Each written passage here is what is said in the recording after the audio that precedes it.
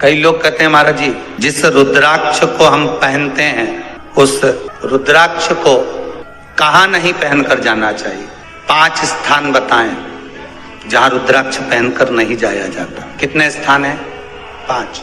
और रुद्राक्ष को 5 स्थान पर पहनकर नहीं जाते, पर रुद्राक्ष के लिए वर्णन किया गया है कि रुद्राक्ष कब कब उतार कर उसको वापिस अभिमंत्रित करना चाहिए।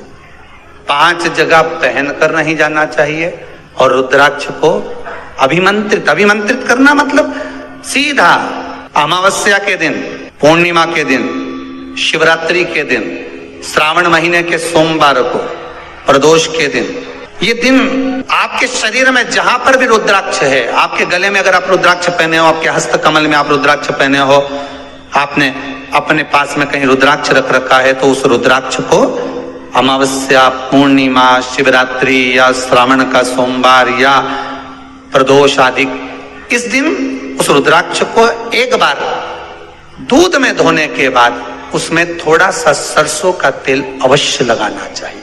क्या होगा उससे? उससे होगा क्या? शिव महापुराण की कथा कहती है, महाराज रुद्राक्ष को दूध में धोने के बाद, स्नान कराने के बाद जल से स्नान कराया, थोड़ा सा सरसों का तेल लगा दिया। महाराज क्या मिलता है उससे? तो कहा उस रुद्राक्ष में बल प्राप्त होता है। कौन सा बल? जो शरीर के अंदर बीमारियां बढ़ती हैं, उस बीमारी को वो रुद्राक्ष धीरे धीरे समाप्त करना प्रारंभ कर देता है। पर एक और चीज याद रखना, जिस रुद्राक्ष के पानी को आप बीमारी के समय पर गलाकर पीते हो, उसमें सरसों का तेल नहीं लगाना, उसमें सरसों का तेल नहीं लगाना। उसको तो आप केवल स्नान कराओ दूध से, जल से, और फिर उसको गला दीजिए, उसका पानी आप पीना चालू कर दीजिए। जिसको बड़ी बीमारी होती है उसके लिए कल कथा में वर्णन किया रुद्राक्ष के जल। फिर रुद्राक्ष का जल पिया जाता है शरीर के अंदर से रोग को, बीमारी को हटाने के, रोग बीमारी को समाप्त कर। तब 5 स्थान बता दिए, 5 जगह बता दी, 5 स्थान निश्चित कर दिए जहां पर रुद्राक्ष को पहनकर नहीं जाना। पहला, किसी की मृत्यु वाली जगह पर। दूसरा, जहां पर बच्चे का जन्म हुआ, मृत्यु आदि जगह पर सूतक लगती है, जहां बच्चे का जन्म लगता है वहां सावड़ लगती है। मतलब जीव जाने के बाद दुख का सूतक होता है, और बच्चा जब जन्म लेता है तो सुख की सावड़ रहती है। सुख की 2 स्थान। तृतीय स्थान, तीसरा स्थान दिया जहां पर वैश्यावृत्ति होती हो या महाराज मदिरा का पान होता हो, उस स्थान पर रुद्राक्ष को नहीं ले जाया जाता। चौथा स्थान रुद्राक्ष के लिए कहा गया, जिस स्थान पर आपको ज्ञात नहीं है और आपको लगता है कि ये स्थान अज्ञात है, यहाँ पर कई जगह पर कुछ जीवों की हत्या हुई है या किसी जीव को नष्ट किया गया है, उस स्थान पर रुद्राक्ष को नहीं ले जाना चाहिए। 5वां, महाराज आपके रुद्राक्ष का जहां अपमान हो रहा है, अपमान से समझ में आ रही है ना आपको बात? एक आय को ढोंग प्रपंच में पढ़ा है, कौन ने कहा इतने रुद्राक्ष धारण कर ले? कौन ने कहा है? क्यों ढोंग प्रपंच में पढ़ा है? अगर हम रुद्राक्ष गले में पहन लेते और नारी का रजस्वला धर्म आ जाता है, रजो धर्म का समय आ जाता है, वो रुद्राक्ष हम गले में धारण कर कर रखते हैं, तो वो रुद्राक्ष क्या वो बेकार हो जाता है?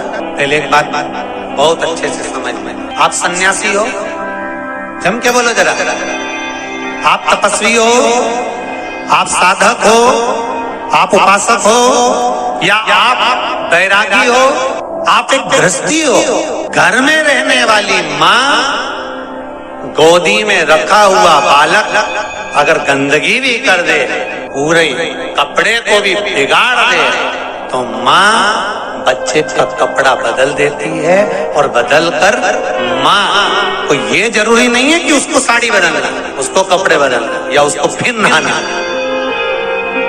बच्चा जब गोदी में होता है तो माँ की गोद में कितनी बार भी गंदगी कर दे, फिर माँ अपने कपड़े बार बार नहीं बदलती, उसी कपड़े से काम करती रहती है, उसी कपड़े से सेवा करती रहती है, उसी कपड़े से भगवान का पूजन भी करेगी तो भगवान स्वीकार करेगा। क्योंकि मातृत्व के लिए, माँ के लिए, नारी के लिए छोड़ दिया गया है कि तुम पर हाँ, आप अगर पूजन करने बैठ रही हो तो आपको ये 7 दिन पूजन नहीं करना। पर रुद्राक्ष अगर आप पहन रहे हो, रुद्राक्ष अगर आप धारण कर रहे हो और अपने जीवन की सार्थकता के लिए स्वीकार कर रहे हो, जैसे तुलसी की माला और रुद्राक्ष की माला गले में पड़ी रहती है, तो ये कंपनी का ट्रेडमार्क होता है कि तुम कौन सी ब्रांड के हो।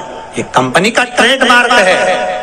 तुलसी की माला पहनकर प्राण छूट गए तो वैकुंठ चले गए, और रुद्राक्ष की माला पहनकर प्राण छूट गए तो कैलाश धाम चले गए। ये कंपनी का ट्रेडमार्क। छोटे रुद्राक्ष की माला, छोटा जो रुद्राक्ष होता है उसकी माला, कैंसर का जो मरीज होता है, अगर वो फर्स्ट स्टेज का कैंसर भी है, छोटे रुद्राक्ष अगर अच्छे हैं, 3 मुखी से लेकर 5 मुखी, 7 मुखी, 9 मुखी, 11 मुखी छोटा रुद्राक्ष मिल जाए, उसकी माला अगर पानी में डाल दी जाए और उस पानी को वो मन का ही डाल दो, उसी का पानी थोड़ा थोड़ा कैंसर के मरीज को सुबह दोपहर शाम श्री शिवाय नमस्तुभ्यम का जाप कर कर, पंचाक्षर ओम नमः शिवाय का जाप कर कर, शंकर शिव का नाम लेकर, महाकाल बाबा का नाम लेकर, विश्वेश्वर विश्वनाथ का नाम लेकर, केदारेश्वर का नाम लेकर, 12 ज्योतिर्लिंग का स्मरण कर कर अगर वो आचमन करना प्रारंभ कर दे तो कैंसर रोग में भी आराम मिलना प्रारंभ। केवल आचमन ही नहीं करना है,